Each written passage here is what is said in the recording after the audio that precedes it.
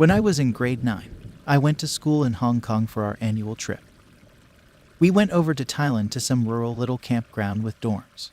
Every year my school went to this particular camp because it was conveniently located for the activities that the school annually planned. However, those students in higher grades always said that the dorm 4D was haunted. As luck would have it, I was assigned to dorm 4D with 7 other classmates. When we arrived on the first day, everything was pretty fine. We did some hiking and rock climbing, your standard outdoor camp activities. During our free time period, I was pretty worn out. I'm not much of a physically active person, so I decided to head back to my dorm and finish off my Harry Potter books. When suddenly in the corner of my eye I could swear that I saw someone peering through the window of the dorm. As soon as I glanced up, the figure vanished. However, the shrubs just outside the window were still slightly rustling, almost like who or whatever it had just taken off. I disregarded it as someone who was just being overly curious, so I continued reading my books. After us kids had dinner, we all headed back to our dorms and started fooling around. We were sitting in the common area, playing cards, and some were singing.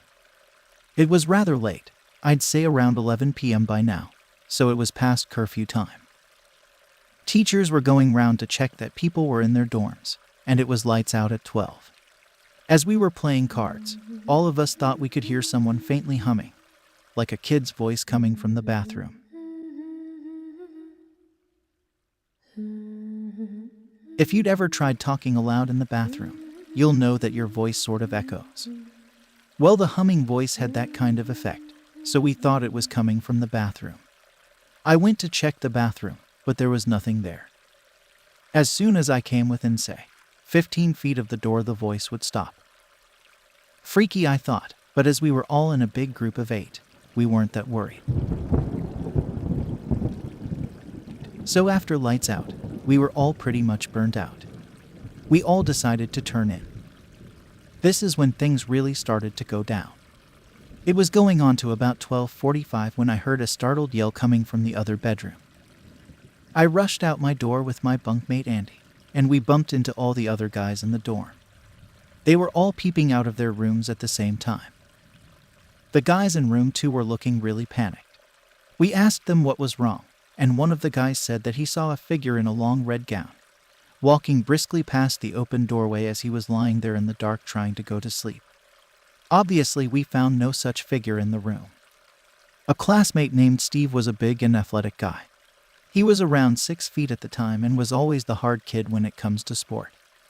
It was pretty freaky for him to be the one getting scared like that, so we were all pretty unsettled. Coming around 2, we all were suddenly startled again that we all ran out and met in the common area. It seems like there was some maniacal laughter coming from the corridor outside, and there was a clanging like there was someone holding something metallic and banging it against the walls. The noise seemed to come closer to our door, louder and louder until it suddenly stopped. By this time, we were ready to bail. We all decided to pull up all our bed sheets and camp as a whole group in the middle of the dorm. It wasn't until 4 in the morning that something weird went down again. We were all pretty much passed out by this point, but we were all awoken by a strange thumping sound that seemed to come from the roof. It was almost as if someone was walking on the roof, because the thumps went from above my room to above the second room, and down to the third and then the fourth rooms. We decided to head outside to see if we could see anything on the roof.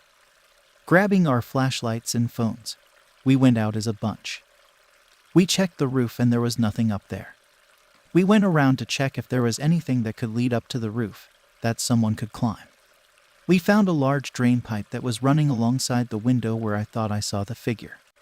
However, it didn't really have enough foothold for anyone to climb. I did notice something strange though. The window where I thought I saw the figure was really, really dirty.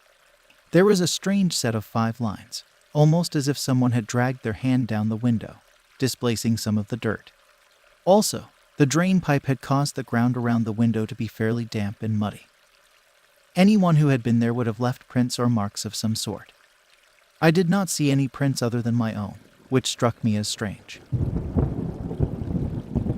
We decided to head back to our room and tell the teachers about it when we next saw them. However, when we got there, we saw the most freaky things of all. All of our bedsheets that we had removed and gathered in the middle of the room had been pulled towards the bathroom. It seemed as if they had been pulled halfway through the bathroom door. Then the door had been closed on the sheets, leaving them caught in the door. Freaked out beyond belief by this point, we decided to have shifts between the 8 of us, as we had to burn more hours until 8 when we could head out for breakfast. This we did, and for the rest of the night it seemed fine.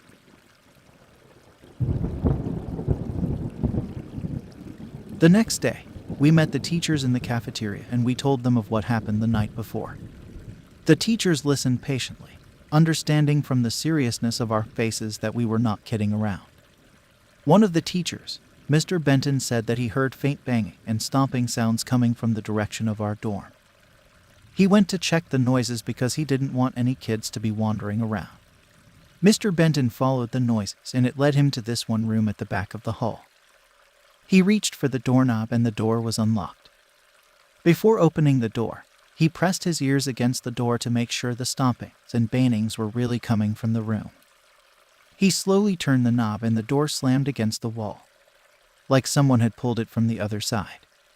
It caught Mr. Benton by surprise. He was even more surprised when he learned that the room was empty with nothing. There was no one and no furniture. The only strange thing was that the windows were slightly open. Mr. Benton went back to his room, and when he was half awake and half asleep, he heard the stomps and bangings again. Another teacher named Mrs. Westwood said that she thought several times in the night that a figure was walking outside her window. It was around 3 in the morning when she thought she heard someone knock on her windows.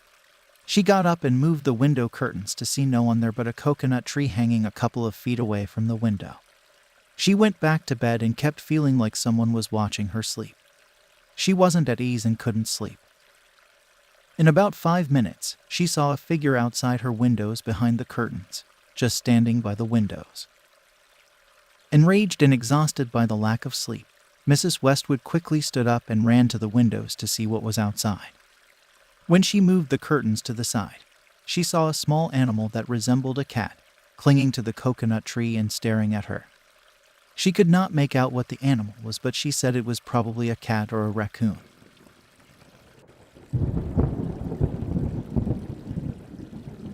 One of my classmates was Thai, and he came from a very religious background. His uncle lived in Thailand, and so he told his uncle about what we have experienced around the camp. The kid took a teacher and a few classmates along with the uncle to see a monk, to see what he could do about the campsite because we still had to stay a few more nights there. The monk agreed and followed us to the site. When he was outside the house, he set an altar by the door and burned some incense sticks before entering the building. I looked up the glass windows above our heads, and the windows were moving, like there was a person there watching us. The rooms should have been empty because the other students were out for an outdoor activity near the lake. I am pretty sure the monk noticed it too. Maybe that was why he set up the altar and burned incense before entering. We entered the building and somehow, with the monk with us, it felt more chilly than before. It was like in the movies, where the actors enter a cold and empty building, and you could see the air coming out of their mouths. It's like you could tell something bad is going to happen. That was how I felt when we walked behind the monk while he blessed the house with holy water. He went room by room until he reached the bathroom where we heard the humming the other night. The monk stopped in front of it and signaled us to stay put, while he went inside the restroom with the holy water. His footsteps inside the restroom could be heard around the whole lot. We heard the old stall doors in the bathroom opening and closing, and then everything went quiet. We couldn't hear the monk anymore. It felt like an eternity waiting in the silent hallway. I was going to ask the teacher a question when the teacher reached for the door handle of the restroom. Right when he opened the door, the monk pushed the door from the other side to us. The monk led us back out to the front yard and burned incense there again before telling us to leave the place for the night. It was agreed that we all move to a different location, and later on that day we boarded a bus to go to a different campsite. My classmate with the uncle who lived in Thailand said the monk told him later that evening about the campsite. The uncle said that when we first arrived at the campsite with the monk looked at the buildings and saw a lady in white.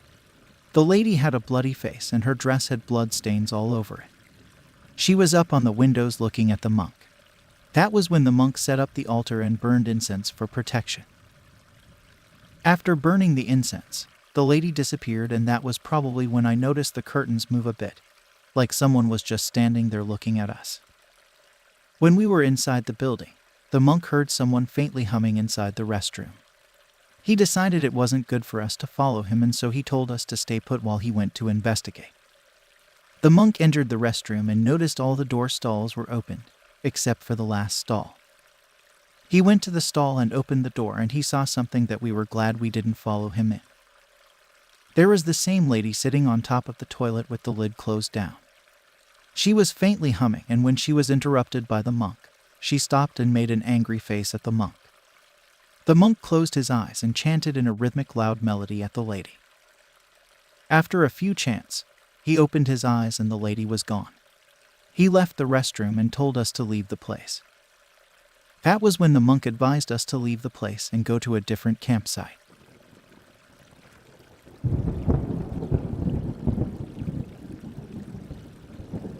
Before leaving, Steve and I went to talk to the caretaker of the campground and asked him about the peculiar events. What he told us freaked us out big time. He said that a little girl had been playing around and she saw the big drain pipe leading up to the roof. She climbed the drain pipe and got up on the roof. The roof was slanted and wet from the rain and humidity. She slipped and broke her neck, landing right outside the window where I thought I saw the figure. Her mother was one of the maintenance staff at the time. She was so distressed that she went near insane, locking herself in the bathroom and humming incoherently for a whole day. Then around 3 a.m. the same night, she ran laughing hysterically through the corridor, climbed the roof up the same pipe and jumped, killing herself in the process. The whole incident was freaky, and what made it more scary is that the lady ghost followed us home. I wasn't the one who experienced it, but a classmate did, and he told us about what he saw after we got home from the trip.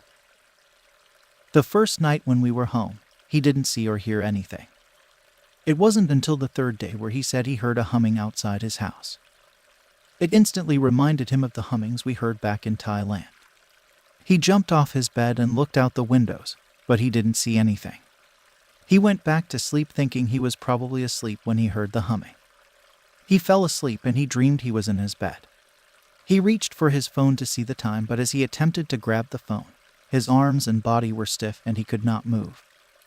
He wriggled and tried to shout for help when he heard the sounds of his windows closing.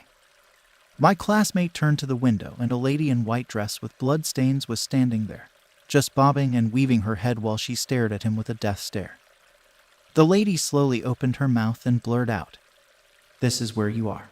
I have been trying to find you after you visited me at my place. I have missed you." The lady climbed and sat on the window, and then continued to talk to my classmate. When she was done, she opened the window and jumped off. He lived in a 2-story home, and he said he heard the lady's body hit the ground. The sounds of her bones breaking when she hit the ground woke him up. 2 days after dreaming of the lady, he thought everything was just a dream because he stopped seeing her. However, a week after, his younger sister got up in the middle of the night to use the restroom and saw a dark figure standing outside my room. His sister thought it was his mom, so she didn't say anything until after she finished using the restroom. She was in the restroom and she heard thumps and bangings from outside. She quickly finished the restroom and the lady figure disappeared. Paranormal things were happening and it was scaring his family, so they went to a local temple to seek help. A monk was called to do a blessing in their house. The monk told my classmate that the lady ghost from Thailand followed him home because he was single, and the lady was lonely. She wanted a partner to be with her and she chose my classmate. The monk was able to get the ghost to leave him alone. We heard from the students a year above us that one of their classmates saw the lady too when they were at the campsite. They spent their whole day doing outdoor activity, and everyone was exhausted and ready to sleep. The kid decided to get up to pee one last time before sleeping, and that was when he saw the lady crying in the bathroom. He said he was peeing in the bathroom stall when he heard the bathroom door open, making a loud squeaky noise. He heard someone slowly walk past the stalls to where he was. Before the kid finished peeing, the lady started crying from the other stall. He rushed out of the restroom to the rest of the kids and told them about it. 2 kids followed him to the restroom and didn't see anything. Everyone knew about the rumors of this haunted place, so they didn't doubt what he saw. That's the first and hopefully last time I will go to Thailand.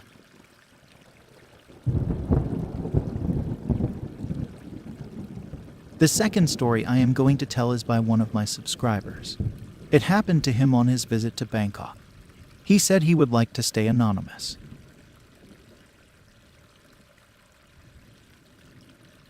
I was 30 at the time. I took my wife on a honeymoon trip to enjoy the food and the outdoors of Thailand. Thailand has some of the most breathtaking natural sights. We landed in Bangkok and checked the local hotels for a place to rest, but unfortunately, all the rooms were booked. The closest hotel that had a room open was 30 minutes away from the main city. Of course, we had to book the room because we had no other choices. Exhausted from the ride, my wife fell deep asleep. I was still up because of the time difference. I laid in bed looking through my pictures in my camera when I heard loud and frantic knocks on the door. I turned my head towards the door to confirm it was coming outside of our door. The banging was very loud. It shook the door, and I figured if I didn't do anything, the person outside would break the locks. Somewhat annoyed, I called out to see who was there. The banging stopped completely and everything was silent. I walked to the door and peeped through the door's peephole to see a young Thai lady outside. I called out to her again and she didn't respond. However, she lifted her head and her eyes locked contact with mine through the peephole. Horrified and worried for our safety, I ran to the phone and called the lobby about the lady. They had a security guard do a thorough search throughout the hotel, and they notified me half an hour later that they didn't find anyone. However, they did doubled up their security because of my concerns. I was completely baffled at how my wife slept throughout the whole incident. Everything went normal for a few more days, and on our final day there, my wife saw a figure sitting on the chair in our room, in the middle of the night. My wife got up to pee, and before she could turn the lights on, she noticed something dark, like a figure was sitting a couple of feet away from her. She hurried for the light switch, and before the light switched on, the dark figure ran and stumbled on our suitcase that was by the door and vanished in the restroom. She screamed on the top of her lungs and woke me up. I am sure she woke a few neighbors too. I checked every inch of the room and didn't see anyone. The next morning, I mentioned it to the person at the lobby again about the incident, and I finally understood why we saw the lady. When you enter the lobby, there is a huge picture of the original owner hung on the southeast corner of the wall. The person in the lobby told us that the person who worked the shift when we checked in had forgotten to burn incense to advise the dead owner that they will be having new visitors. The owner of the hotel was an old lady who passed away years ago. She was just greeting us to her hotel and she meant no harm. Such a crazy and terrifying experience. However, we both did enjoy our honeymoon in Thailand. The food was amazing and we snapped many memories of Thailand's beautiful natural sights.